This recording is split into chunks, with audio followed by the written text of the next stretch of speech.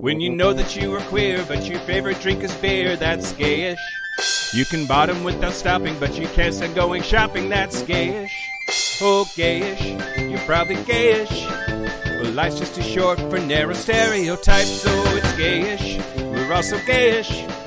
It's Gayish with Mike and Kyle.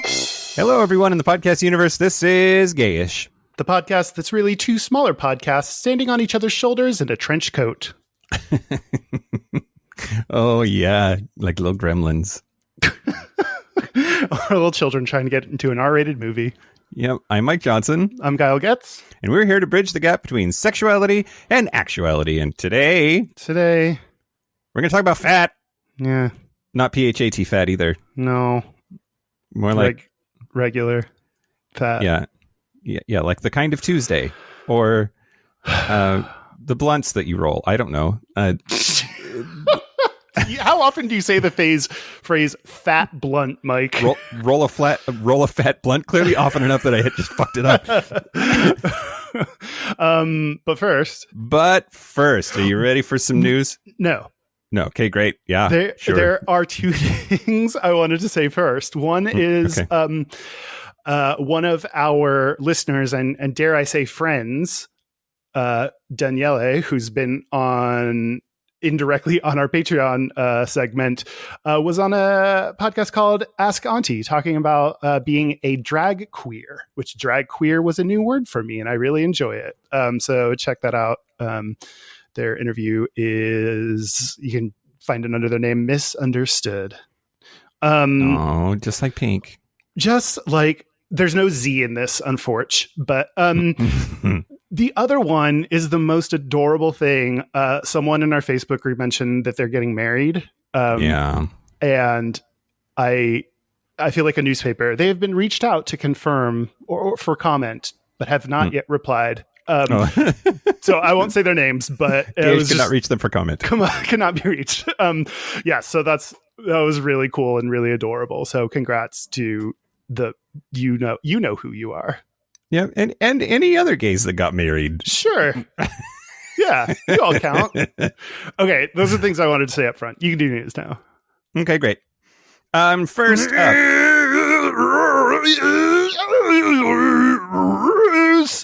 Okay, great. We're back to this now.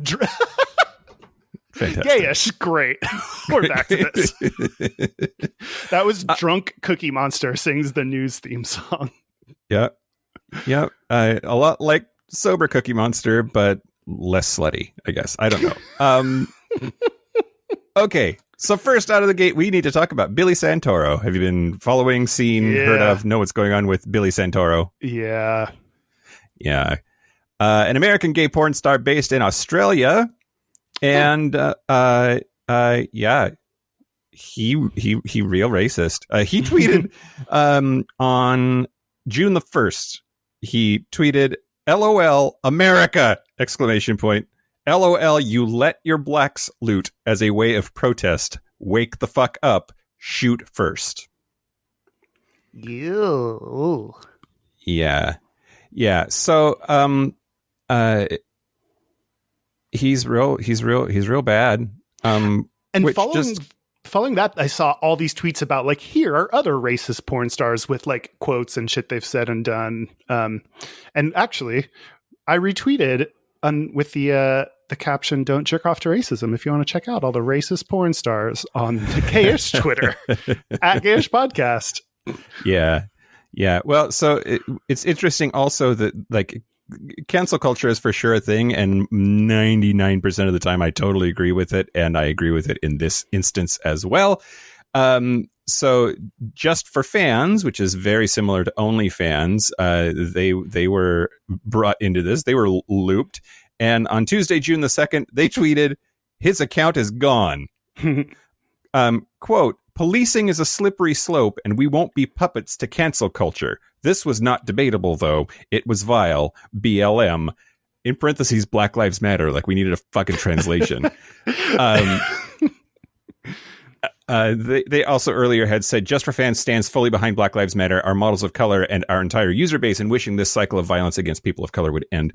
Okay, so I knew most of that until I started preparing for the news today. And then, okay, so first, Billy Santoro, he disappeared from Twitter. His Twitter account was deleted.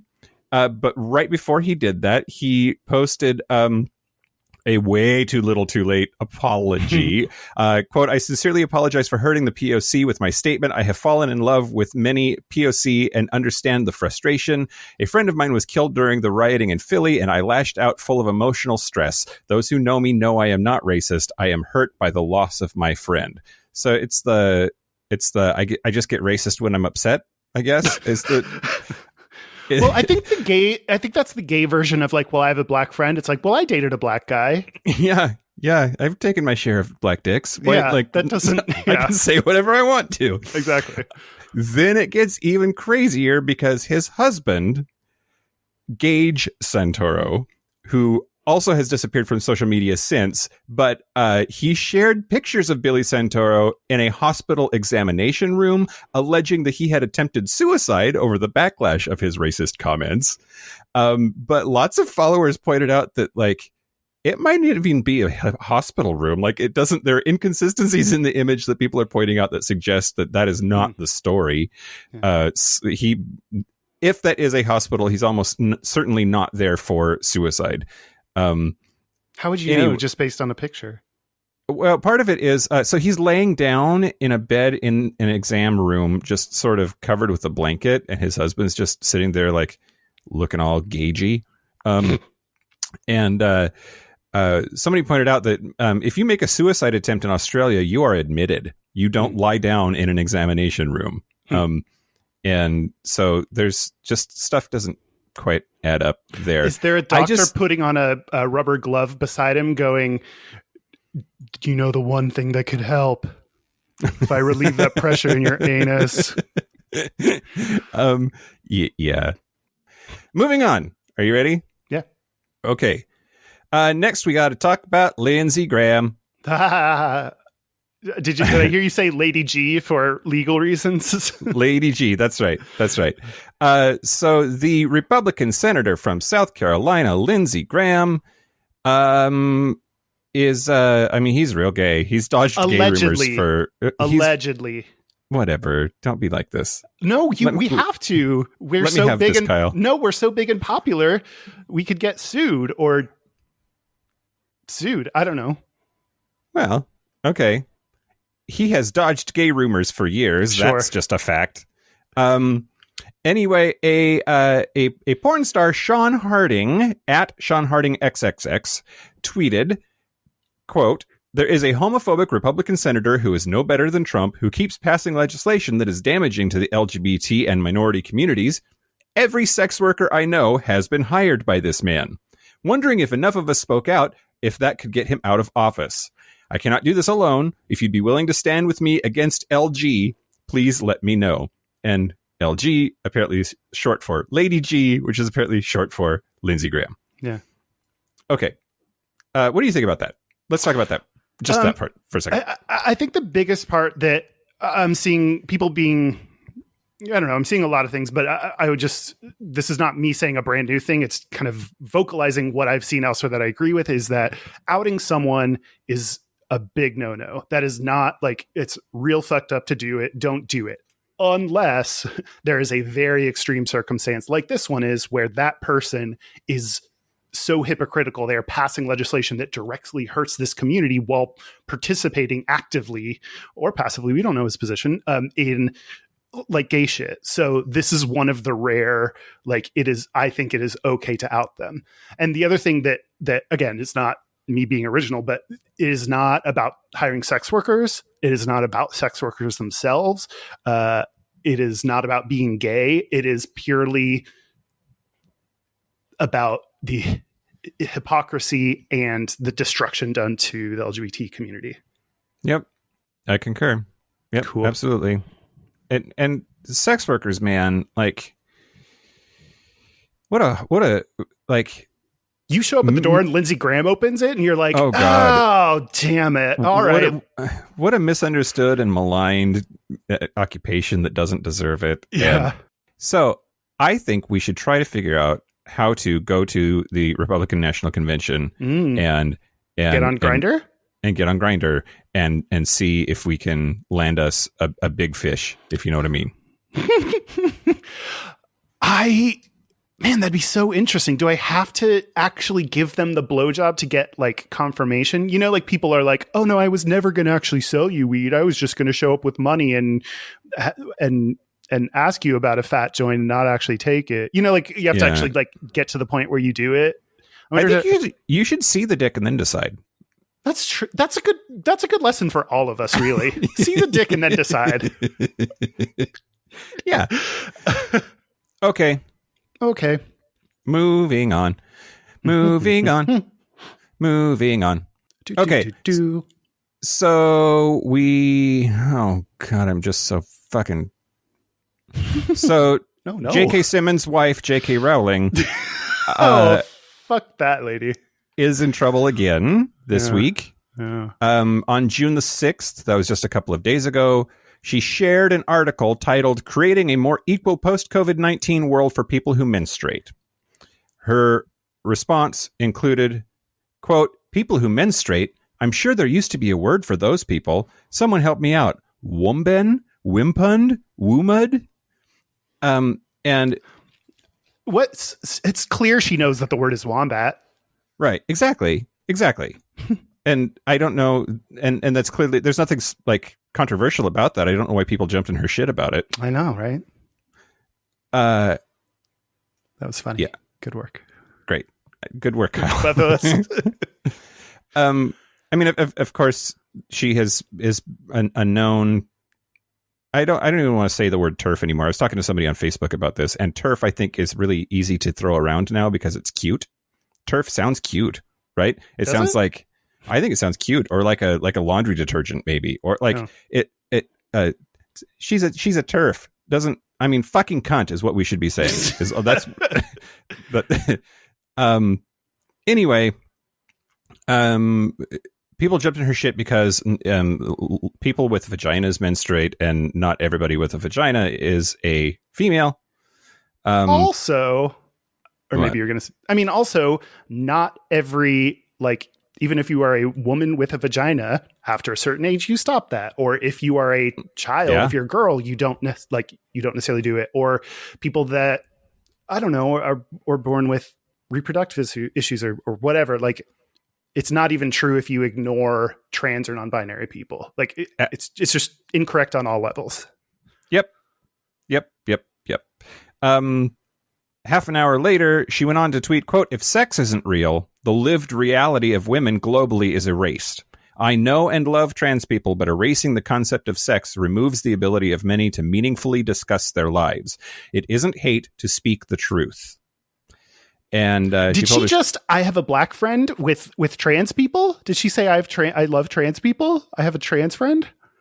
Oh, I think she said, "I know and love trans people, but they're not real." I know, that's that's a weird. Anyway, Monroe Bergdorf tweeted, at J.K. Rowling, "These times are hard enough without you, a wealthy white woman, tweeting transphobia from your mansion. Trans people really don't need your bullshit right now. Do us all a favor and give it a rest. To say that you're a disappointment is an understatement." Yeah. I saw someone else say, "Not now, JK." Yeah, right. Just everyone, like, just stop for, let's just, there's a lot. There's just a lot, and just stop. Yep. That's really what I want to tell you. Yeah. Monroe Bergdorf, the same person said, quote, "To choose Pride Month to come out with yet more transphobia in a time when people are coming together to call out bigotry is an indicator of how you only care about liberation for people like you. Yeah. Read the room, JK." And then I saw, I didn't save it, unfortunately, but there was a post, I think it was on Facebook, of somebody saying, it's really amazing that the Harry Potter universe is so wonderful and that books are so great and that there just was no author. That no one knows who wrote them. Okay. Anyway. As we're retelling our favorite tweets, because I enjoy this too. I forgot one of my favorite ones about the Lady G thing was someone posted, if you or anyone you know is a sex worker and was paid by Lady G, please reach out to me. I'm not a journalist or a reporter. I just love gossip. It's the funniest shit. Yeah. Let me know so I can hire you and I can give you a really good tip because, girl, you earned that shit. Yeah. Oh my God. Yeah, exactly. That's the news. But before we move out of the news, I had this idea that I didn't run by you. So here we go. Let's do it. I think every week in June for Pride Month, I would like to highlight a queer Black person from history to sort of honor Black Lives Matter and the fact that it is Pride. This week, I wanted to talk. I hate it. Don't do it. This week, I wanted to talk about Ruth Ellis, who is a LGBT activist, and she has quite the story. So she was born July 23rd, 1899. Holy shit. Was an African-American woman who became widely known as the oldest surviving open lesbian at the age of 101. How is she? Is she alive still? No, she's dead. She died. She died in 2000 at the age of 101. I mean, I knew lesbians were immortal, but I didn't know they were that immortal. Yeah, usually they just get on a boat and ride into the sunset. ride towards Lesbian Island, where they all retire and lick pussy. Lesbos, like Sappho. Okay. Yeah. I couldn't remember the name of that island, so I just called it Lesbian Island, but thank you. I mean, that's the translation. Yeah. You're just showing us your command of ancient Greek, Kyle. Exactly. So she came out as a lesbian in 1915. Holy shit. That's like before Columbus got here. Yeah. According to her, she came out in 1915 with help from a psychology textbook. But she did say that she never had to come out to her family, although they were rather accepting. So there was no like formal moment, but that they just knew and it was fine. She graduated from Springfield High School in 1919. She's from Springfield, Illinois. At a time when fewer than 7% of African Americans graduated from secondary school. And then in the 1920s, she met the only woman she ever lived with, Ceciline Babe Franklin, and they moved together to Detroit in 1937. So it's weird because they didn't get married, and I don't see any sort of denotation for what their relationship was, but just that they were clearly fucking. But she, the partner, Franklin, she died in 1973 from a heart attack on her way to work. And Ruth Ellis, died in her sleep in the early morning hours of October 5th, 2000. What I think is super interesting is that Ellis and Franklin's house was also known in the African American community as the quote unquote gay spot. It was a central location for gay and lesbian parties, served as a refuge for African American gay and lesbians. She would continue to support those who needed books, food, or assistance with college tuition. Throughout her life, Ellis was an advocate of the rights of gays and lesbians and of African Americans. Soon after her 70th birthday, due to her fame within the community, Ellis would become a staple at the Michigan Women's Music Festival. On her 100th birthday, she led and was sung Happy Birthday by the San Francisco Dyke March of 1999. Although Ellis and Franklin eventually separated, they were together for more than 30 years. Okay, I just want to go back to you came out in 1915. That's insane. Pre-roaring 20s, right? I fucking pioneer. Amazing. Yeah. They didn't have a word for lesbian. She probably had to do so much explaining. No. In a sexual way, for good sex stuff. They're like, you mean as roommates? No. All the way deep inside. Yeah. She's my real good friend, but real good. But so good. That's Ruth Ellis, our queer Black person from History of the Week. Oh, thanks, Ruth. Yep. Do you want to talk about fat? No. Okay, cool. This is it. This has been Gayish. We've been avoiding this episode. Yeah. Well, yeah, because I asked you to we were going to record it, and then I texted the day before and said I couldn't. So this is the second time we're trying to do this, and we'll see. Yep. Can I start with some Gata? Sure, let's do the Gata. Okay. This is really interesting, I think. Gays are fat shamers, and we all are gonna probably have depression because of it, or I don't know. Yeah, this has been the Journal of the Psychology of Mike. Yeah. Published in right now. Sample size of one. Sample size of one, but pretty accurate. No, it's actually not about it's more about how people feel about their bodies, how men specifically feel about their bodies. This is Psychology of Men and Masculinity by David A. Frederick and Jamal Esseli, published in 2016. So they did a meta study because a lot of studies show that gay men are more like judgmental, more unhappy with their bodies. But then recently there has been a study that questioned that said that might not be true, or that's based on stereotypes of gay men. So this study wanted to figure out, using a meta study, so trying to get use more data than anyone else has, what the truth is. A couple of things that they set up, just things that we already know based on other studies, is that men, both gay and straight, I don't know, sorry, bi people, we mostly care about gay people, so I don't know. Both gay and straight men consider attractiveness to be more important in their partner than women.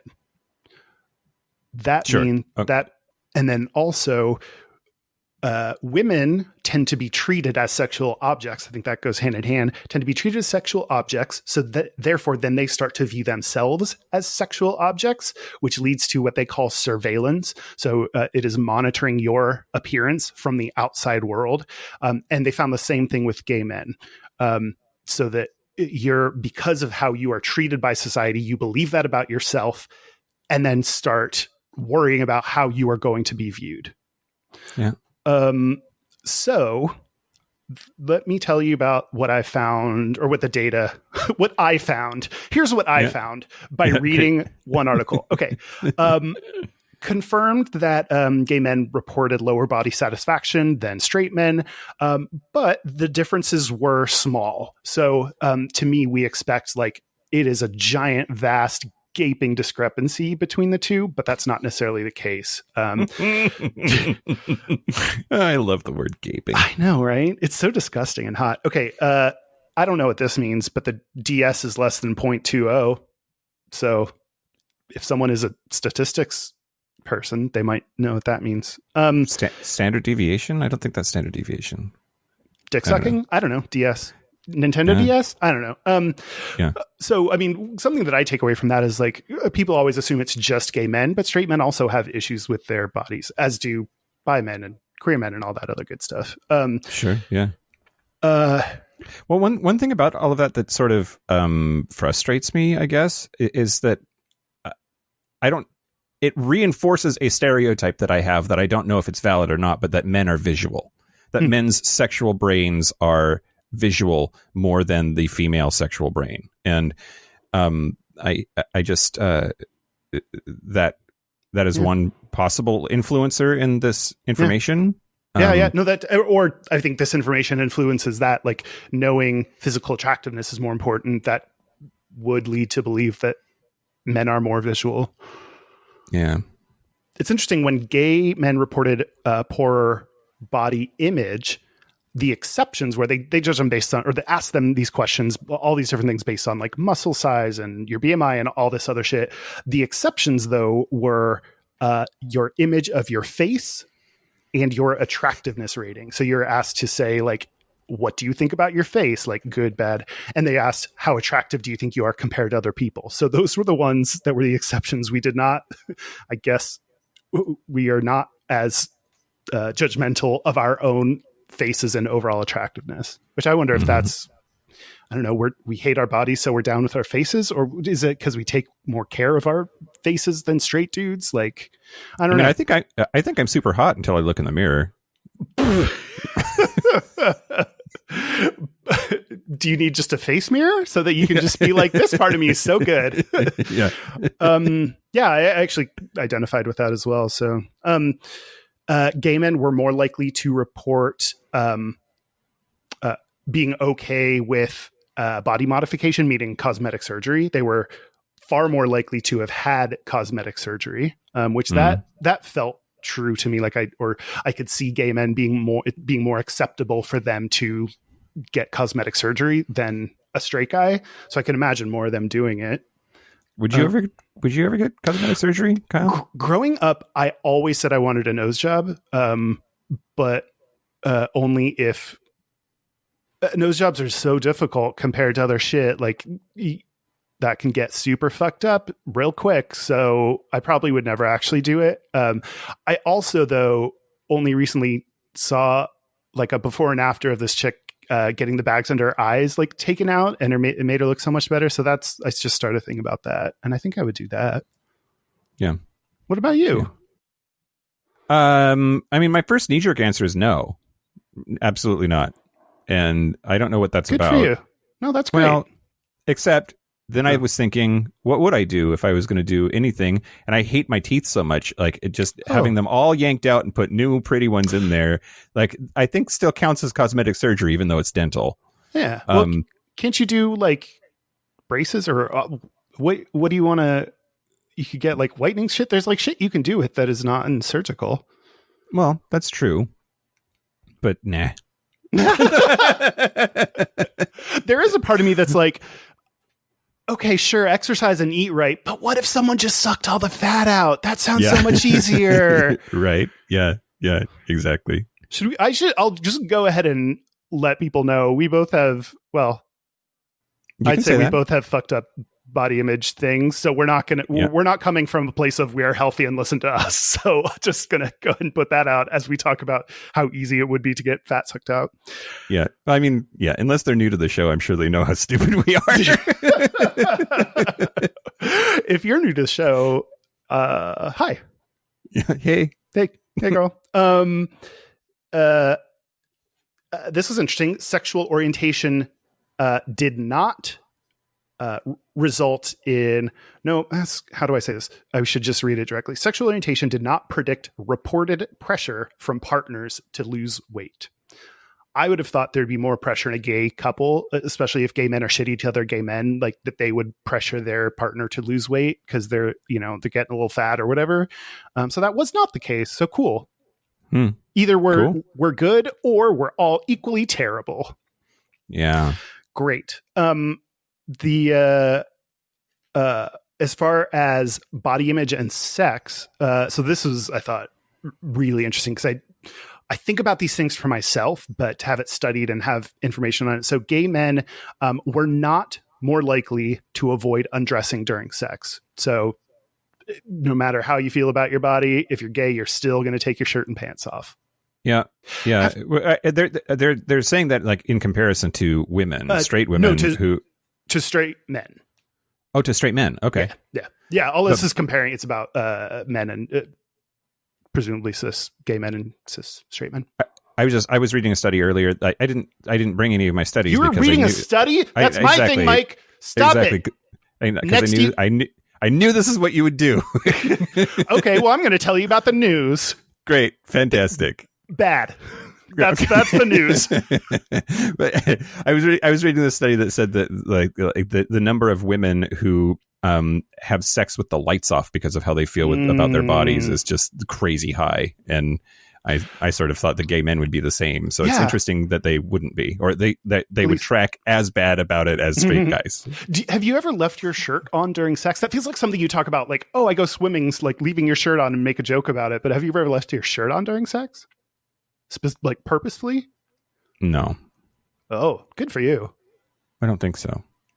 Before COVID, when I was still hooking up, this like jack dude came over and to like do me real nice, and I didn't take off my shirt because I was like, you have so many ripples and muscles and good things.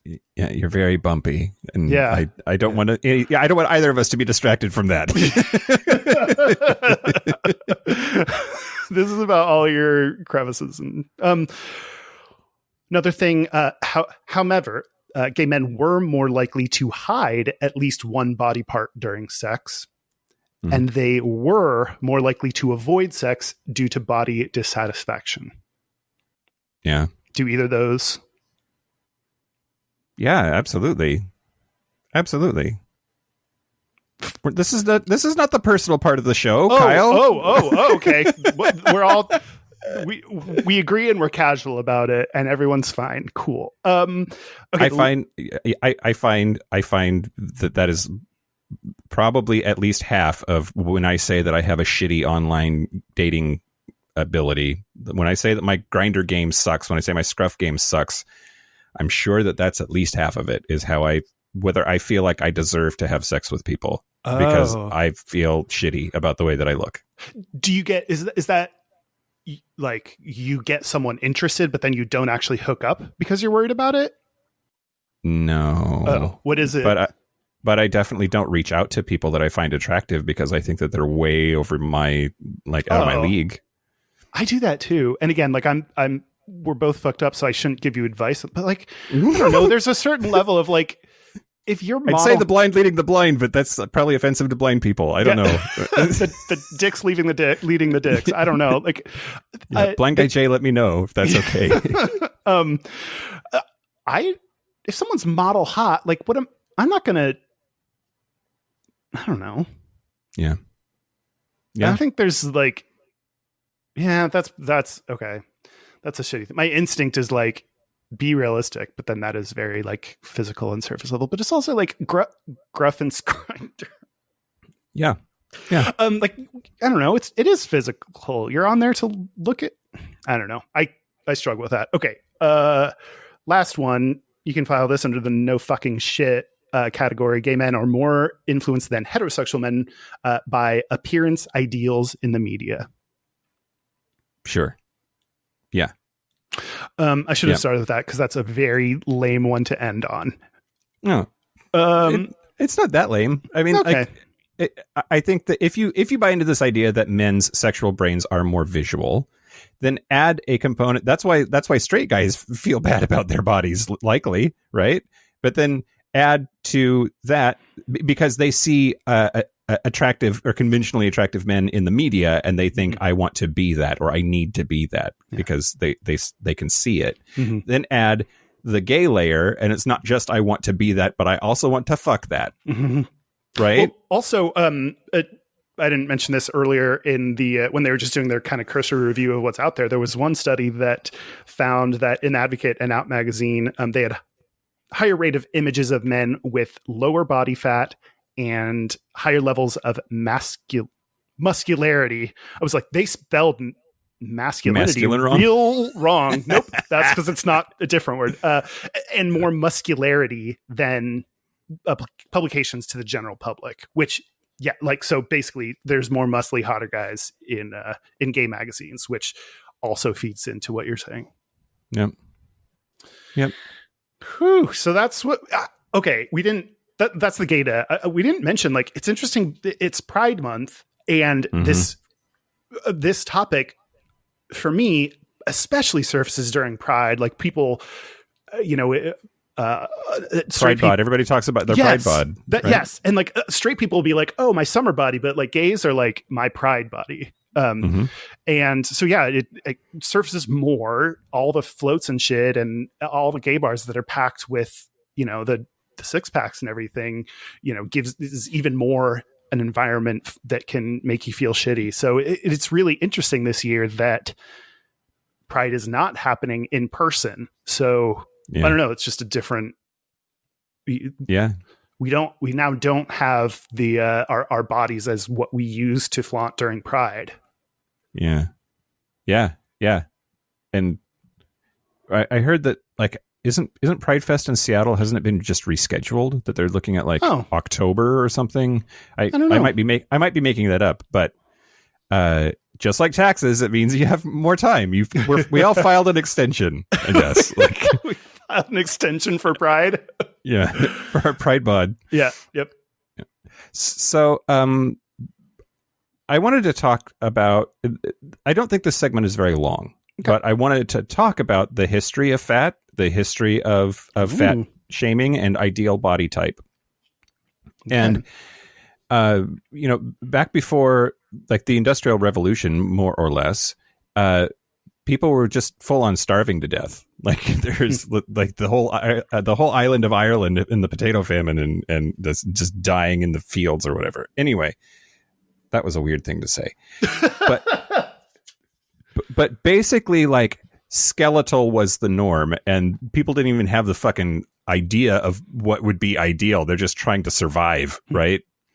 But then bring the Industrial Revolution around, and there's a lot more access to sources of calories. There's a lot more access to money. There's a lot more access to media in the form of newspapers, advertising.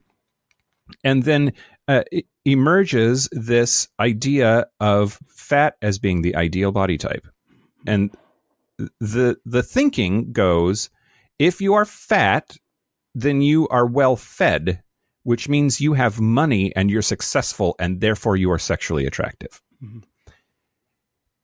And it was especially prevalent with women, that plump women were the ideal. And you see that in the art of the time, that ladies with larger tatas were, idealized, more full figured. They were the ideal. And then, without dwelling on it too much, there's a whole thing that happens in the 1920s with the flapper movement, and but that was sort of an outside thing that didn't really catch on in all of mainstream media. But that begins the first time when the idealized female figure is most radically out of step with what actually people look like. So it's the flappers' fault? Well, no, just like the 1920s, by the time the Roaring Twenties came around, this very slim, very form-fitted flapper dress with the feather hat, that becomes the image of female perfection. And it's cultural and significant and prevalent and not what people looked like. Yeah. Do you think Ruth was a flapper? Ruth Ellis? Yeah. Do you think she got into the flapper life? Like, are there lesbo flappers? I don't know. A les flap, as I call them? Yeah. Yeah, the very well-known term, les flap. I'm going to say she was. I'm going to say she was also, like, one of the most prominent and won several dance competitions, because that's what I want to believe. Okay, I'll send you her Wikipedia article, and you can add that. Yeah, cool. You don't really need to back it up. Just put it on there. Yeah, I'll add a link to a source that is this podcast. Yep, exactly. So then I wanted to, we talked on the AIDS episode about the rise of the gym body as sort of a response to that in gay culture, and that's worth exploring also. But I just want to jump to the punchline, which is if fat was because you were rich and the ideal body type was actually about money, that's still true now. We have people, particularly African Americans, that live in food deserts where the only option that they have available to them are fast food restaurants that are calorically dense and very low in nutrition, and it contributes enormously to obesity. And meanwhile, you have rich white people that live in cities that have money for a gym, they have money for a trainer, they have money for organic food in abundant supply, that they can tailor their nutrition. All of those things take money. And so like the hot gym bunny image that we have is actually also about money, just like it was back in the day. And it's interesting, like I was now particularly thinking about who's in power. So who's controlling the narrative, and, if people with money, those are the same people that probably own the media companies. And so they're going to be attracted to and put on magazines and stuff pictures of people they're attracted to, or people that look like the people they know. So it's this kind of this feedback loop of, you have money, you're hot, you like hot people, you put them on your magazine, you want to be hot, so you use your money for that. Like, yeah. Do you know about Barry's Boot Camp? Yes, I have a fraternity brother who's smoking ass hot, and he is an instructor there in LA. Is he gay? No. Well, he identifies as straight. Okay, that's okay. Can definitely see. We call him Lady G. No, so I think that less about like specifically berries, but it was only a couple years ago or a year ago or something, someone was like, oh yeah, berries came to Seattle and everyone's got to get their picture in front of berries for Instagram. And I was like, I have no idea what you're talking about. But like, those are some of those moments where I feel totally out of the gay culture. Like I feel just like I'm this outsider. Like I didn't know what berries was, or that it was a gay thing, or that you had to get your Instagram selfie in front of it. Like I just had absolutely no idea. Yeah. Yeah. Thank goodness. Well, I mean, but those are the things I feel shitty about. Those are the things I feel like I'm not part of the gay community then, because I'm not aware of some of those things. Yeah. Like, is there some secret hashtag that you need to follow so that you get clued in to what all the hot twinks are up doing? I don't know. Hot twinks, where are you? What do you... Let us into your world. Yeah. No, that'd be a violation. They'd get kicked out. And the berries that they just put in is actually pretty Ajax to you. Yeah, it's true. It's just a few blocks away. Polari word of the week. Oh yeah, I was just gonna wait. I thought for a second I tricked you. Ajax is a word that means nearby. AJAX. It's like. Is it like adjacent? Yeah, I mean, the guess is, I said, yeah, I don't know. Probably. I just was like, sure. I was about to make up. Yes, it's shortened based on it. I don't know. Probably. But yeah. So right now we are not Ajax each other, but Reynolds, my dog, is Ajax to me. And he's stretching and he looks so cute. Okay, you can say stuff. Ajax, the Polari word of the week. Yeah. So I'm going to start then with just a very simple sentence that's super hard to say. Okay. I am obese. Based on who or what? The medical definition of obesity is a body mass index, or BMI, of greater than 30. And my BMI right now is 30.4. I'm like right on the edge, but I am obese. Morbidly obese is over 35. And I wanted to just like that. That is a heart crushing, difficult thing to say out loud. But I need to say it out loud, I guess. I hear you. I mean, but people also have called into question BMI as a measure of that. Yep, exactly right. That's exactly right. So let's talk about BMI as a measurement first.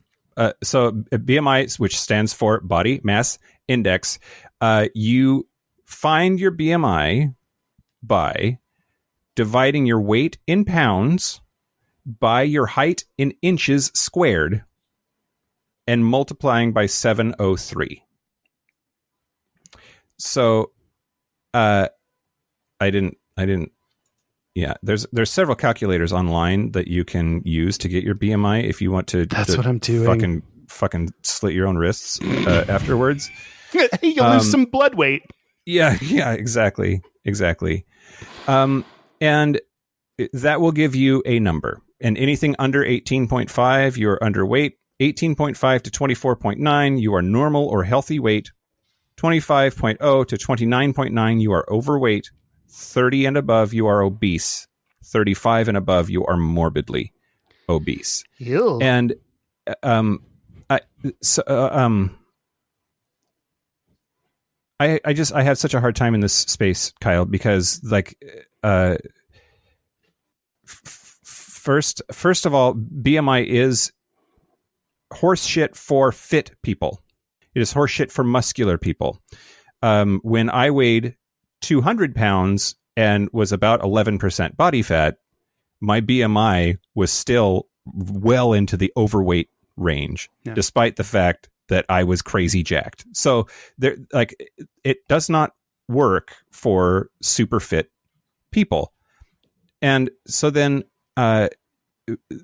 but when you look at like medical studies, and if you look at like super high level data for a society, it does work for enough of the population that you can start to draw distinctions about those people's behavior and health and So it's one of those things that like you shouldn't use it for yourself, maybe, but in aggregate, it is useful. And I'm getting lost now. I just got really upset, and I'm like rambling. Upset about what?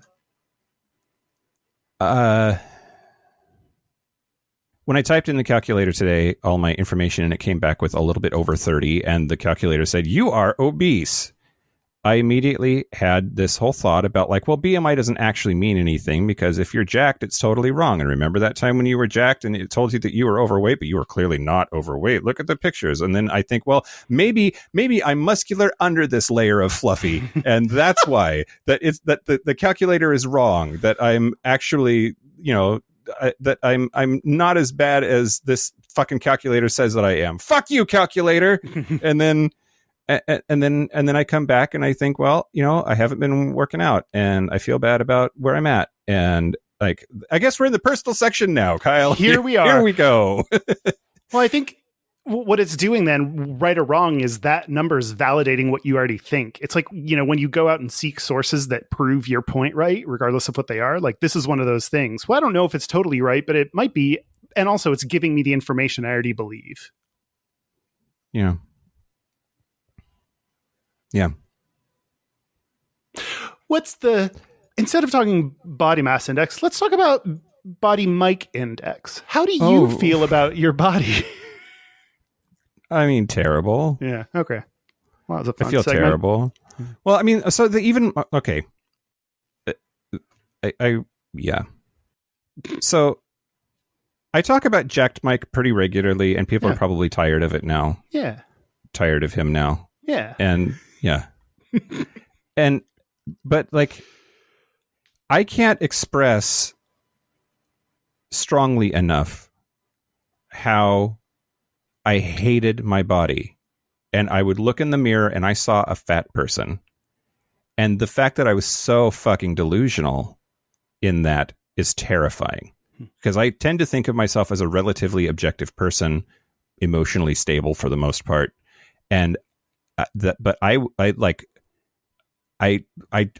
thought I was fat, unattractively fat, and I was wrong. I was wrong about that, and I wish that I could say that I learned my lesson. Like I'm a lot happier now, but I don't like what I see in the mirror, and there's a part of me that says, well, if I thought I was fat then, I'm definitely fat now. And wait. Okay, that's not the takeaway should be you incorrectly assessed your own body. So there's a chance you're currently incorrectly assessing your own body. Sure. I don't know how to make that true. I don't know how to feel that differently. Yeah. Oh yeah, I agree. And then like there's a big old part of me that hasn't even let it even a little bit process that like Trevor left me because I got fat and I'm single again and wondering if I'll ever be good enough for anyone ever again. And if I just fucked it up and missed my chance and I'm going to die alone, like it gets real dark real fast. Yeah. And when you say Trevor left you because you're fat, why do you say that? Or why do you think that? Because I did everything. I thought I did everything that I could, and I still need a reason. Like if I know the reason, then I have control over it somehow, or I make it make sense. It's one of the things that it's funny. He never said so, ever. And when I would say things about myself, he would fight me on it. It's very sweet. But I never believed it. Yeah. That's a weird thing about like people trying to help or say stuff. It's like, it's if you have negative opinions about your body weight, other people saying something doesn't change that. Yeah. That sucks. That's a shitty thing to like have to also deal on top of having to deal with your divorce and wanting to date again, to like add that additional pressure to yourself or blame to yourself, when that is something you're clearly creating or deciding, not based on evidence. Yeah.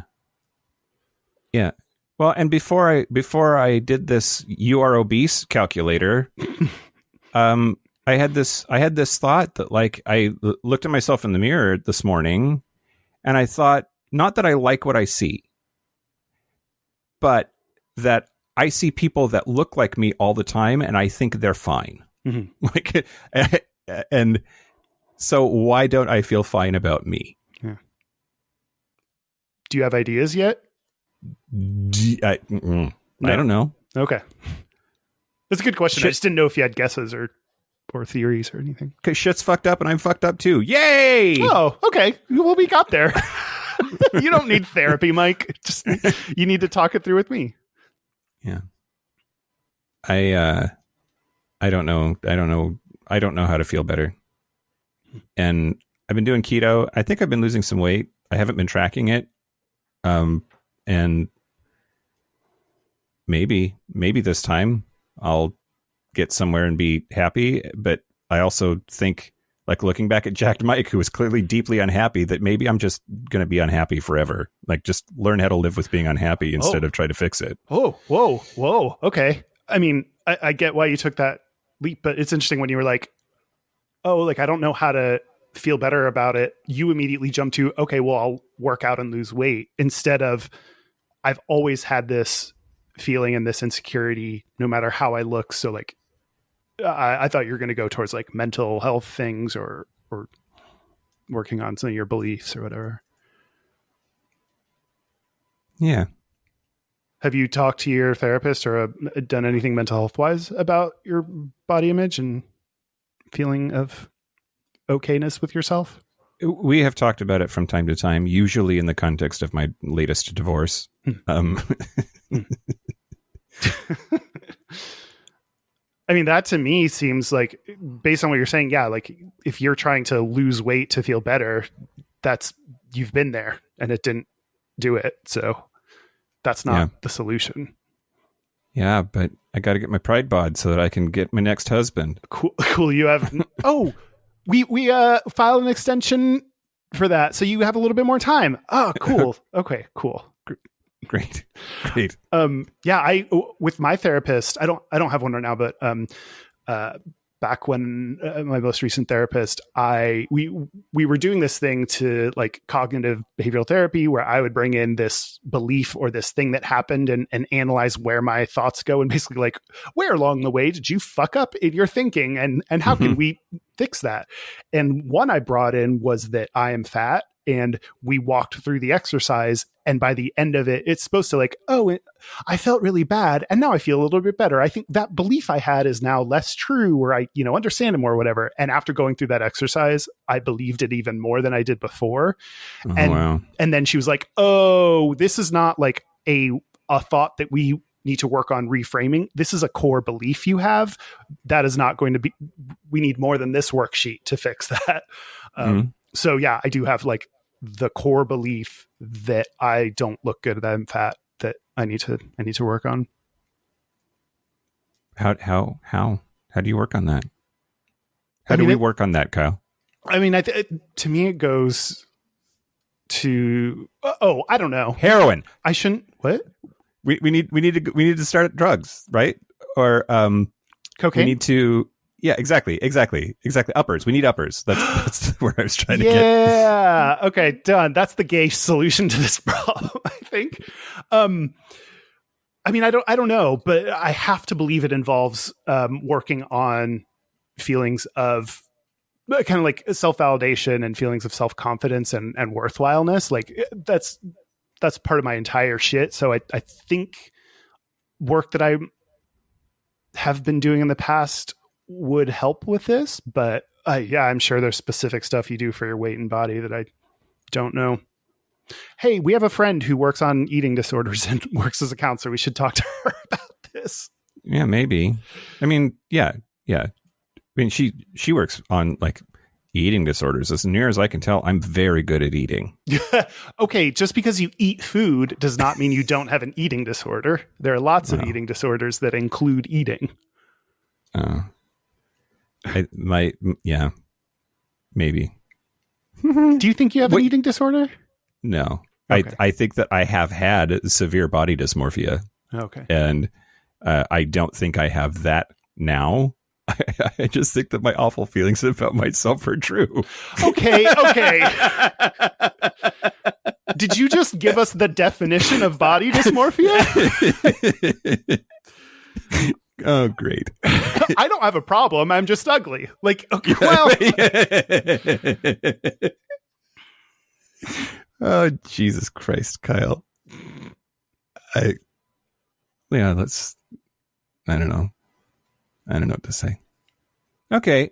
So in a little bit, we're going to talk about Todd Masterson, the gay fat friend, and we'll give him a proper introduction in just a second. And the whole thing of like, here I am, here's my body, here I am in a Speedo, and I'm a large person.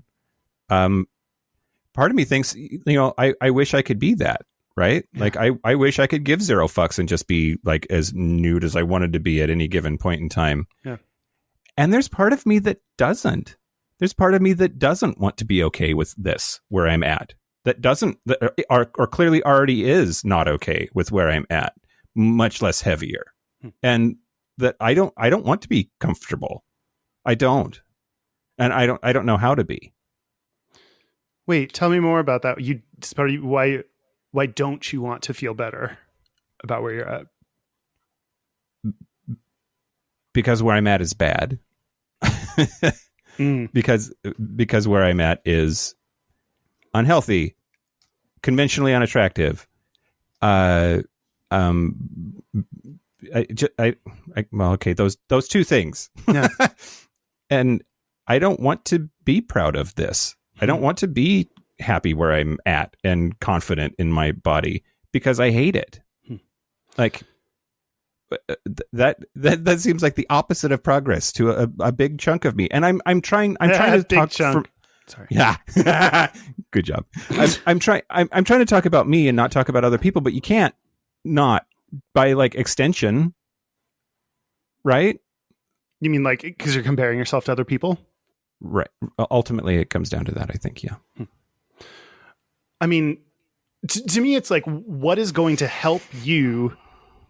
Yeah, it's interesting you say you're happier, but still feel bad about your body because like overall you think like life goal, be happier. So if you're happier, that would translate into some form of feeling better about your body. But it's wow. I didn't think about this. To me, it's Jacked Mike was exhausted and hated himself all the time. Yeah. Now I've just given up.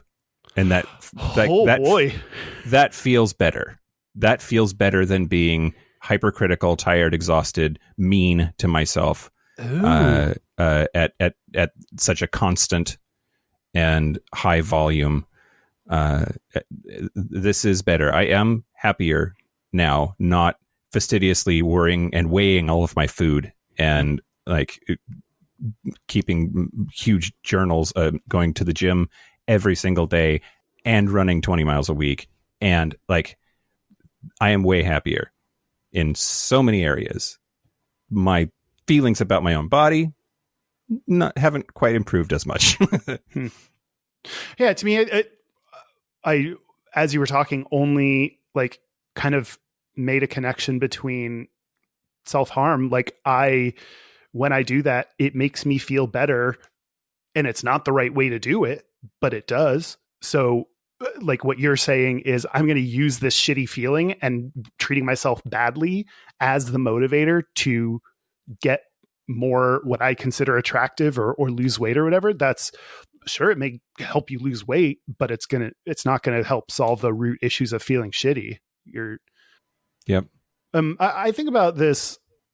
The point is not to say I am currently healthy and I do not need to do anything to change. To me, and obviously this is all way easier to say than do. I would like to be happy with myself and also still work on improving myself where I want to. So I want to be comfortable in my skin and happy and content, but that doesn't mean I want to be complacent. There are lots of things I want to keep doing better. I want to keep reading more books so I'm more knowledgeable. I want to keep writing. There are things I want to do more, but that doesn't mean I'm still a relatively intelligent person. I still write some. Like, finding a balance between being happy and being comfortable with yourself is different than being complacent. I'll buy that. Cool. You fixed me. Yeah, you're welcome. It'll be $100. Yeah. Oh, you're cheap. Oh yeah. Especially after Corona, girl prices going down. Oh no, the supply is going to go so high up. I'll have to reduce my prices. Anyway, we're not talking about my sluttiness. Aren't we though? Isn't that what this is about? Do you have more to talk about? You said you had personal stuff to talk about, and then I just fucking like fire hosed you. So yeah, should I talk about my personal stuff? Yeah, that's a yes. Yeah. Okay. I have definitely had body image issues. Like, part of me wants to connect it to the gay community, but it's really not. I remember being a kid, like I must have been in like elementary school or junior high, and I remember telling my dad or my mom that I thought I was fat. Like, an age that is too young to like be fat or not. Like, an age that like that. It was so young in retrospect that it is something that was very beginning that I had issues with. Yeah. And I do the same thing where, I don't ever like my body. I have never. And, I'll go on these things where, like, you know, after college, I'll gain some weight and be like, oh, I wish I would have, I wish I would have appreciated it when I had the body that I did in college. I didn't like my body in college. And then I'll gain more weight and be like, oh, why didn't I appreciate the body I had when I first got out of college? Like, it doesn't matter when I am. Especially like I've definitely gained weight as I've gotten older. And every time I'm like, I wish I appreciated where I was and hate where I am now. It was maybe a year ago that I was the biggest that I'd ever been. And I've lost weight since then, but yeah, like I'm, this is a time in my life where I'm bigger than I've ever been before, and I hate it. Mm-hmm. Mm-hmm. You also, you've talked about this. I think I agree with your self-assessment that you hide it well, that your body type and shape is like you notice well before other people do, and it's because your structure is such that. I took something where they like actually scan your body, like an actual legit thing. And they're like, oh, cool. Like your body, when you get fat, or your fat is evenly distributed throughout your body. So yeah, that's a helpful thing. So when I gain weight, it doesn't just show up in one place, which is also really frustrating. Then I think there are people that are good intentioned and they tell me that I'm not fat, or they can't tell that I've gained weight. And it's also like, well, it's my body type and you can't see it, but it's true. It's, I don't know. In fact, anyone saying a nice thing about my body, I don't know. It doesn't feel good. I don't like it. And I like, in addition to my body and how it's made, I thought this is what she meant. Like, I didn't realize this was a sign of body image issues until later. I physically put stuff in front of my stomach. Like, when I'm sitting down, I will always grab a pillow and put it in front of me, or a blanket. And even when I'm home alone, I always wear a t-shirt. And yeah, when I sit down, I will put a pillow in front of my stomach. And I never really, I knew kind of why I did it, but like, that is one of those things that indicates you have issues with your body. Cause I never, especially when you're sitting down, it kind of like your gut pokes out even more. And I always want to have something in front of me so no one can see it. Yep. It was in my first like big relationship with Jay-Z where I told him that he was not allowed to touch my stomach. And he was like, but I want to. So and then it was like, so that was the first time I got used to like letting someone actually touch my stomach. And it took a while. It was not right away, but eventually, I got there and liked it, but that was huge. That was really uncomfortable. And that was also the first time that someone said to me, I like your body type. And I think the first time that I started to realize maybe there are people that like the way I look as it is, not, because he also has a good personality or whatever, it like actually would pick my body type. And I still don't, it doesn't matter if I don't like it, but that was the first time someone said that to me directly. So that was really interesting. Mm-hmm. Could you let that in? Could you believe that? I don't think I think he was telling the truth. I don't know what his incentive would be in lying to me, except, or maybe he's just making me feel better. No, I think he was telling the truth. Doesn't mean I like my body. Yeah, sure. Also, I know that like when you fall in love with someone, like regardless, like a lot of their things you grow to love, like it's not necessarily because you actually like it. It's because like, well, this is my person. I love you, flaws and all. So part of me just thinks he loved me and that was part of me. Yeah. Yeah. I think so. For my sensibilities, I feel really, really bad for you. It's tragic to be so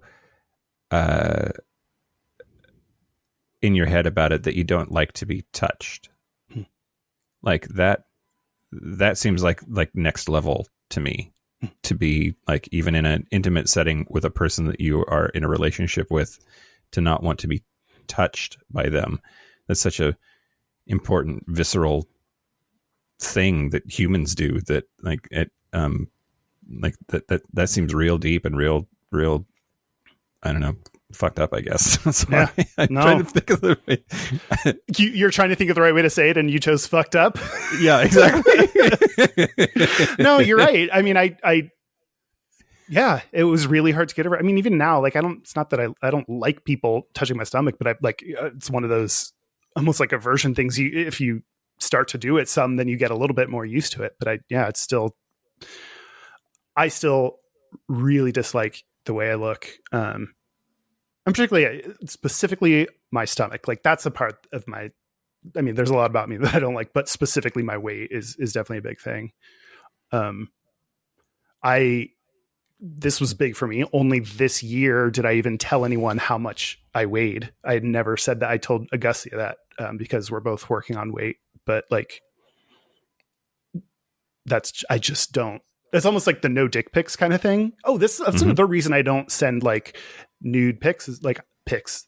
I'm a cool teen. Like I don't want anyone to see my body, and that would probably ruin my chances of hooking up with someone if I sent a shirtless picture. So I don't. I've sent, the only like naked picture I have is in the mirror, like the back, like you can see the back and my butt, because like that's what I want. That's what I'm trying to lure people in with. So I will not. In addition to not ever sending a dick pic, I never send a like shirtless picture. Mm-hmm. Yeah. It was only recently like realizing that I also was like really fucked up in my food. And I didn't, one of the times only like a year ago when I was in my last relationship, this is stuff I did alone, but when you start to live with someone, then you start to notice some of your weird habits or things. Like, so we bought food, we were hanging out, eating, and he went outside to smoke. And so I opened up the family size bag of M&Ms and ate all of them while he was gone, because I kind of did do that on purpose. I like knew I didn't want him to see that. I wanted to wait for him to leave, but I don't know. I didn't totally connect that thing as like a food kind of disorder or whatever. Like, and then he came back and he was like, I wanted some of those. And in my mind, I was like, these were never for you. These were so I could eat this bag for myself. Like, and I couldn't have you here for that to happen. So I had to wait for you to leave so I could do that. And that's something that I cannot keep certain foods in my place, because I know I will just eat all of them. Like if I have kind of, like breakfast bars, like those kind of granola kind of bars, sure, can't have those because those are good enough. I might eat the entire box of them at once. I have to buy like the shredded cheese that I buy. I once bought the Tillamook. Is that the Seattle one? Genomics from Oregon, but oh yeah, okay. I bought that, so like nice shredded cheese, and it was good enough that I ate the entire bag of it. So I had to start like go back to buying the like store brand because it's not good enough that I would just eat it by itself. You know, I every now and then I'll buy a thing of cookie dough and eat all that. Like I just have really messed up food habits, and that's something I have been trying to like work on calorie intake. I don't know how healthily I'm doing that right now, but I've been losing weight recently, which is great. I weigh myself 3 or 4 times a day. And especially like I'll drink a bunch of water and then be like, okay, how did that affect me? So I know, like, trying to figure out like what the real like number is and how things influence it. And, you know, in the morning or at night, because like in the morning is going to be like you're more like you have less food in you, so you'll weigh a little bit less then. And yeah, I think about weight and how I look all the time. Yeah. That's I hate summer because then you only have t-shirts. Like when you get to put on like coats and stuff, that covers shit up, and I like that better. So the scale, that's not good. Like shit doesn't change that fast. Like what you are doing is not rational. Like, well, it changes like 1 to 2 pounds. Okay. Great. I mean, that's a lot, Kyle. That's a lot. Yeah. That's a lot. Yeah. I got the advice once from a book that I didn't pay attention to, I guess. Anyway, but I there was this part about like choose your one day a week at the same time of that day and weigh yourself one time. Yeah. I mean, there's a long time that I didn't have a scale, and that's actually, I think, one of the reasons that I gained a ton of weight is because I just didn't want to know. I did the opposite thing of just, I'm not going to look at it. I'm going to try to look at myself and, okay, I feel a little bit heavier, but maybe I'm not. And so it was like, you know, recently kind of when I was at my biggest that I got a scale, and it's only been like in the past several months that I've been doing the like weighing myself all the time. I feel like it reminds me, I'm like going the other direction. So now if I keep looking at that number over and over, it's a reminder not to eat as much. Like it's a reminder of what I'm trying to get to and where I'm at. Yeah. Sounds like we're both a wreck. That's great. Cool. In other words, nothing has changed. Yeah. I don't know. I will say, I don't know about you. When I say like shitty things about myself, I tend to get like then messages from people trying to reassure me about stuff or help me feel better, which is coming from a very kind place. I hope I do not want that. So I'm not saying this so that people validate me or say anything. And so I don't know, people are going to do what they're going to do, but that is not what I want or I'm looking for. Send me dick pics. That's how you can help, Mike. I did not expect to get here. Oh. And so now I'm trying to recalibrate how we ended up here and what to do next. Okay. And I think that is to talk about Todd, a person who is clearly much healthier than I am, at least mentally. Low bar, but sure. Yeah, for sure. Yeah, you found him on Twitter. On Instagram. Oh, Instagram. At Gay Fat Friend. We probably say it in the interview. We talked to him a little bit ago. So we have the kind of pre-recorded interview that we did with him. But yeah, he is the most amazing Instagram where he, well, you'll hear, photoshops himself into hot jacked Insta gays photos and writes the funniest like captions about them. Like, we're all hanging out on the beach. Yay. I think the first one of his that I saw might have been Adam Rippon in other Hottie McBuff stuff. Yes. Gus Kentworthy. Cuss Gentworthy. Yes. Cuss Gentworthy. And he like photoshopped him into the like in the middle of their pool thing. So yeah, do you want to play the interview? Yeah, let's play the interview. Hey guys, I'm Todd Masterson. He doesn't sound like that. Okay, hi, Todd Masterson, also known as Gay Fat Friend. Welcome to the show. Hi, thanks for having me. So, we've been stalking you for a while now. I think since your Instagram got started. Yeah, so I started in October. Oh, okay. It feels like you've been around longer than that in my heart. Thank you. So for those who don't know about your Instagram, @GayFatFriend, can you tell us what it is? Sure. So what I do is I take thirst trap pictures that I find on Instagram of just like shirtless, ripped gay guys just having the time of their life around the world. And then I Photoshop my shirtless body into those pictures like I was there, to just, show them what a good, fun time we can all have no matter what your body looks like. It's not just the post, like that's already on its own fucking hilarious, but then the comments on it that you make as if you're like, we're just eating pizza and those are so funny to me. And so I love this so much. What made you start this Instagram account? Well, so I live in West Hollywood, which is like one of the epicenters of these people, and these people, and I know a lot of them, and I've seen a lot of them around forever, and I see like what kind of following they have, and after a while, you kind of learn the algorithm of their posts and like what they talk about and how they talk and what they say and the hashtags they use and stuff like that. So, I kind of saw this happening, and I realized that they never have a fat friend. There's never a fat person around ever. And I noticed that years ago, maybe like 5 years ago, there's never a fat person in the picture.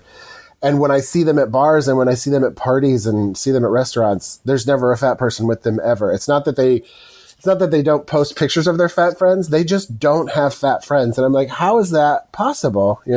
How is everyone chiseled and perfect? What kinds of feedback have you been getting? Is it largely positive? Do you have haters? Is it a good mixture of it all?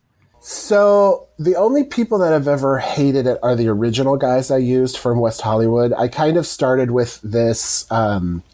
He's a therapist in West Hollywood, and he wants to be a YouTube star, and he's kind of like well known around town. I've had friends that like went to him as a therapist, and they had like horror stories. And anyway, this guy is such a character. And so he was like the quintessential Instagram thirst king, So I was just like, I'm going to use his pictures because they're all so posed and silly. So he and his friends did not like it and don't like me. Like they've never liked me. They think I'm a bully, which is weird because all I've ever wanted to do is be their friend. And like, even in the posts, I never make fun of people. I'm never mean. I don't call anyone stupid or anything like that. Wait, when you say they don't like you, what specifically have they done specific things to you? They haven't done anything to me. I mean, they have messaged me and they've been like rude and asked me to remove their images and stuff like that. But we have a lot of friends in common, and having like doing this, I've made a lot of friends. Like I'm actually friends with the guys in the pictures now. Like they want to be my friend and everyone loves it and they're really excited about it. So I've actually made a lot of friends doing this. And a lot of them are friends with him and his friends. And they have told me there's like a text chain that a bunch of people are on that talk about me. Like whenever I post someone that they know or something, like that picture will go around and be like, uh-oh, so-and-so, gay fat friend's attacking you today. And all that stuff. Like they think I'm attacking them and I'm a bully, which is just so crazy. I think it's because like, I'm not kidding. They've never been challenged in their lives really, especially as adults. Like they're just, they're beautiful and they're rich and they're white. Like their lives are just so easy and perfect and they've never been challenged. So like when they get any kind of challenge, they think of it as like an attack or like they're being bullied. This reminds me of Christians. Yeah, exactly. Okay. When like the pictures you post are yourself, like without a shirt on, sometimes eating food, like you're like putting yourself out there as someone who's like uncomfortable with their body. That like the idea of doing that feels very uncomfortable. And I can't imagine doing that, especially daily. Oh, yeah. I was practically a never nude before this. Like I wouldn't even like take my shirt off at the beach. Like I've been embarrassed by my body my whole life, but I'm going to be 40 in August. And like, I don't know, something just kind of changed. Like I've been with my husband for 8 years. We're really great. We have a great relationship. I love my friends. I like my life. And I'm like, wait, why am I so embarrassed by my body? And at the end of the day, like it's an okay body. Like it's not bad. I used to beat myself up about it all the time, but it is what it is, you know? So it's like, and it's funny. I can use my body as a tool for jokes. I'm like, why am I not doing this? It's like a gold mine. So yeah, but I used to like hate my body, and I still have bad days, you know, like I'll catch a glimpse of myself in the mirror and I'm like, ugh. So I want to ask you the insta-gay phenomenon that you are targeting, for lack of a better word, with your commentary here.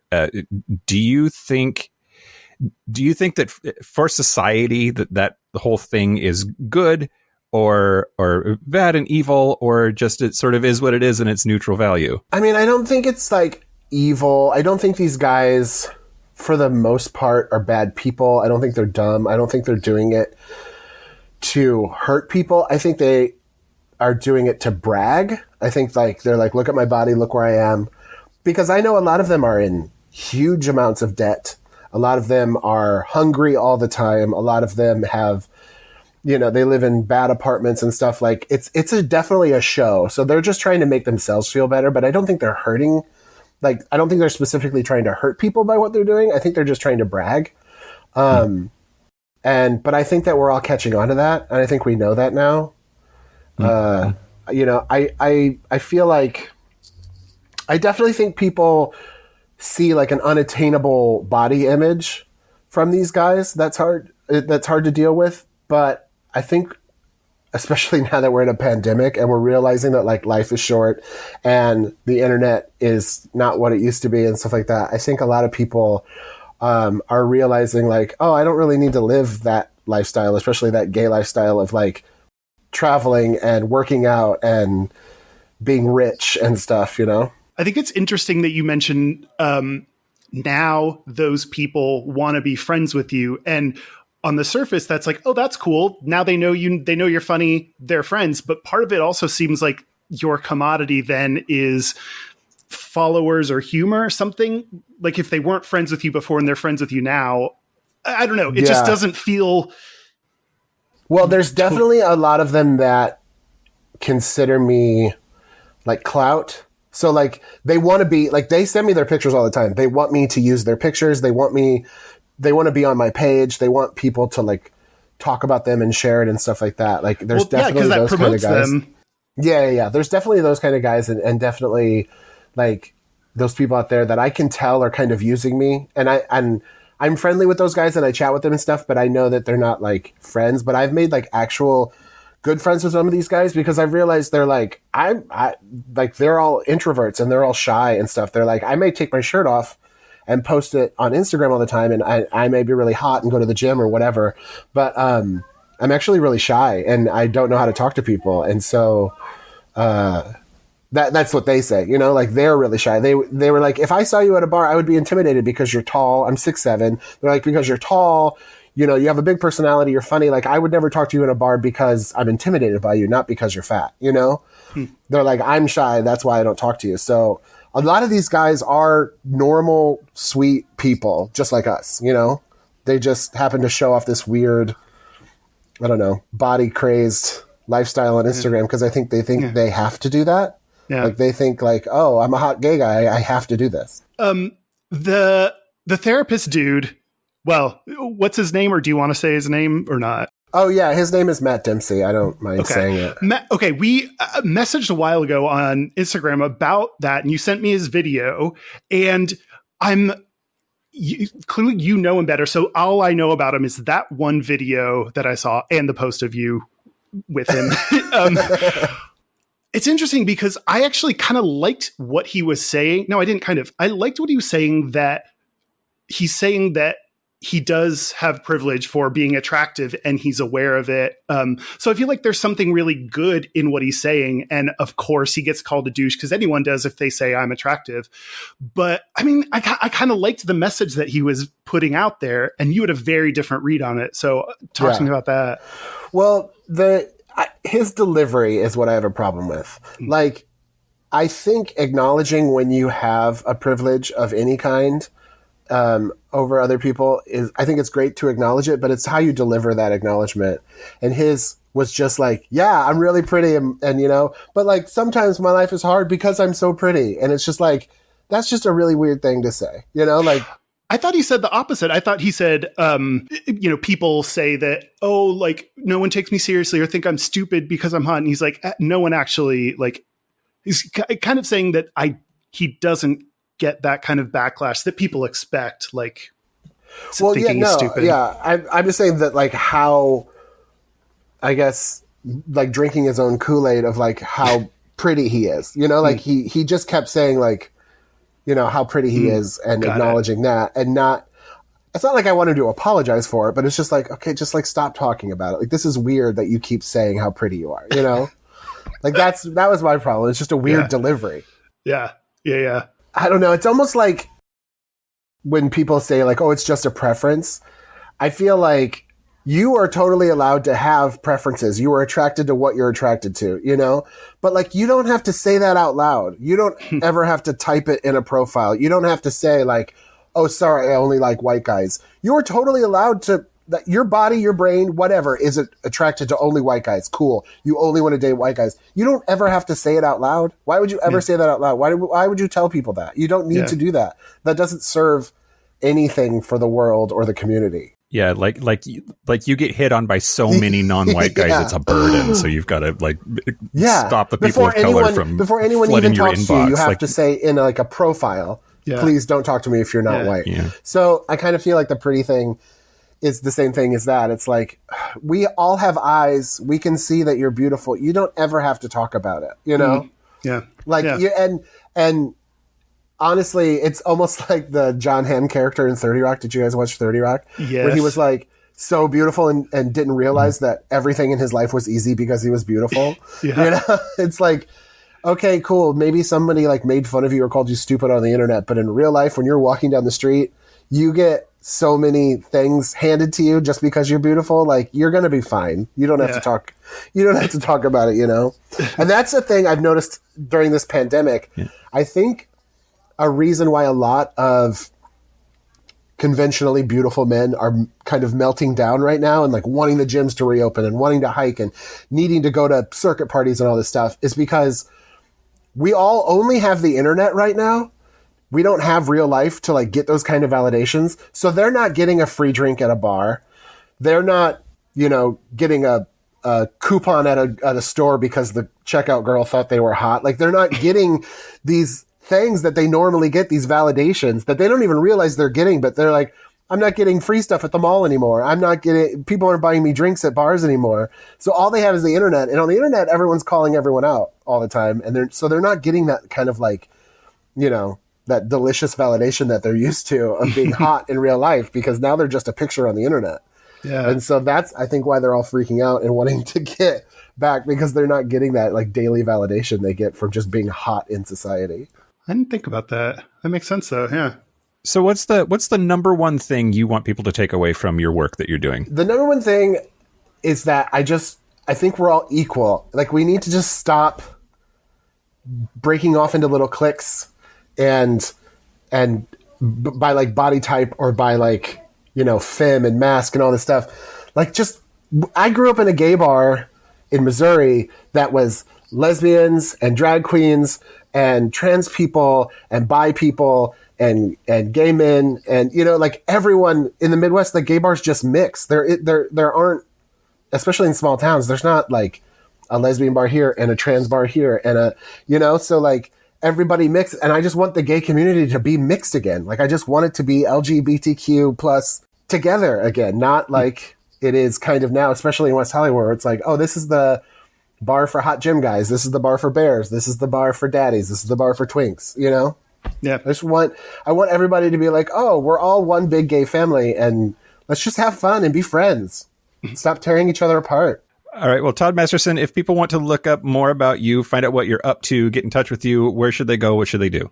Please find me on Instagram. I'm at gayfatfriend. I always check my DMs. I always reply to comments. So yeah, you can definitely get a hold of me there. And then, I also have my regular Twitter and Instagram, which is just at Todd Masterson. And then you are one of the, top 30 over 30 pounds or what? Yeah. So this is the third year they've done it. Logo TV. I cannot say this. My husband is giggling right now. I cannot say Logo TV. I keep saying TV. Logo TV. Logo TV. That's their French affiliate, I think. Yeah. Logo TV. Logo TV. Logo TV. This is the third year they're doing it. It's called Logo 30, and every day in the month of June they're honoring a different, like, quote unquote gay icon. So I'm being honored as one of their Pride Month 30 this year. So that'll be announced probably soon. So this podcast will probably come out like while it's happening. Yeah. So there's each day they devote the whole day to that person. So I'll be like on the channel, and then I'll be on all their social medias and stuff like that. So awesome. That's super cool. Yeah. Well, thanks for being on, and thank you for your Instagram. It is a delight when it shows up, and I really appreciate it. Thank you so much. And thank you guys for having me. This was super fun. Yeah, definitely. Yeah. Thanks for being here. Okay, we're pretending like we're just finished the interview. Well, oh yeah, I guess we don't have to actually pause for 20 minutes. We can keep going. Yeah. Oh fuck. Yeah, I think we're done. All right. So should we take a break? Let's take a break. Let's take a break. Break. This is the part where Mike and Kyle take a break. Are we back? We're back. We're back. We're going to do our Gayest and Straightest.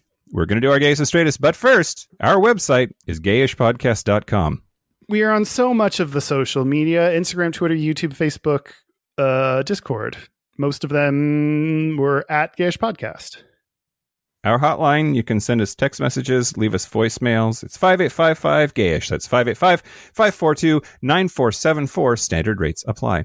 Our email is gayishpodcast@gmail.com. Yep. And our physical mailing address, if you want to send us keto-friendly snacks, is P.O. Box 19882. P.O. Box 19882, Seattle, Washington, 98109. Gayest and Straightest? Sure. Let's do our Gayest and Straightest. We haven't mentioned, we're gonna get, or we mentioned this last time, but yeah, we're getting back into our like regular episode kind of lineup. That doesn't mean we're not going to talk about shit that's going on, Black Lives Matter, all that stuff. But I also personally appreciate my podcasts that are still doing their podcasts. Like when I see that they don't post an episode, I get why, but then I'm like, but I really wanted to like listen to this and enjoy it. So that's our plan, and that's why. Okay, my gayest is when I start typing to go to certain websites or do certain searches, it's 9 times out of 10, whatever I'm starting with, there's going to be some gay porn that is like, pops up first. So I want to refinance my mortgage. And so I started typing. What kind of porn do you watch where refinancing comes up with porn? Girl, give me those extra points. My interest rate is so low. We're at about 5% right now. No, I started typing MO and it was like monster cock, like whatever thing that, it's just matching to this weird shit. Anytime I start to type in Gayish Podcast, GAY, like there's obviously going to be some homosexual website that shows up first. Yeah. So that is my gayest. I've had a super gay week. Like, just shit I'm wearing, and I'm listening to like queer artists, and I'm reading queer shit, and I'm like caring about people's human rights. So my straightest thing is I don't have a straightest thing. Straight people just get to do what they want and be okay with it, and no one judges them because they're in charge of the world. So I'm going to do that, and I'm going to introduce a gayest and straightest paradox of my straightest things. I don't have one. I stand that. All right. Thank you. Great. Yeah. I should just drop my mic and walk away now, but we have to do the rest of the show, so I can't. It would be a badass move, but okay. So the straightest thing about me this week is that I dropped my phone yet again, and it's cracked down here, it's cracked up here, it's cracked around here. Oh, yeah. The selfie camera doesn't work. There's like scratches all over. It is ghetto, and I just feel like it's a straight guy thing to pack around a fucked up phone. Luckily, it looks like the screen is still usable. Yeah, mostly. Okay. There's one little part that there's no screen there, but I can still touch it in the upper right hand corner. There's no screen there. Okay. Yeah. So I'll get around to getting a new one eventually. And then the gayest thing about me this week was last night. My roommate just through casual conversation found out that there is a send nudes channel on our Discord server, and he goes, "Wait, is that what you're doing when you say you're doing podcast stuff?" I mean, sometimes. And I didn't deny it. I'm like, you're goddamn right. Hey, that's part of our jobs. Yeah, sexting listeners totally counts as podcast work. One-on-one marketing. It's word of mouth. Mouth to dick. Mouth to mouth. Listeners, Gayest and Straightest. Yeah. Where's this one coming from? This one is coming from our Discord server. Oh.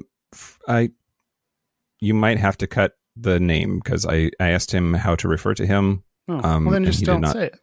Okay, great.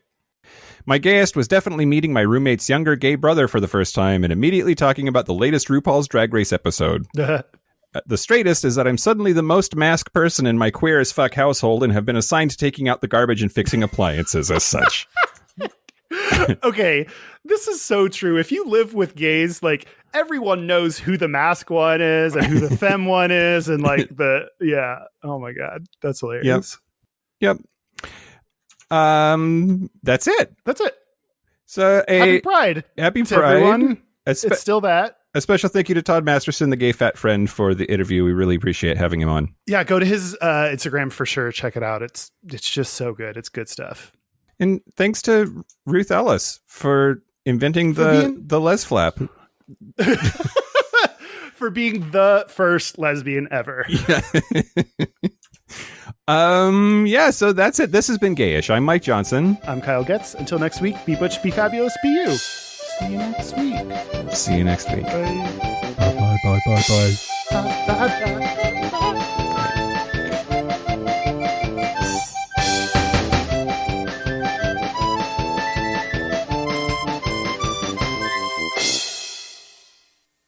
It's also okay to want people to be healthy and not die of coronary heart failure. Like, did you say fart failure? Maybe. Okay.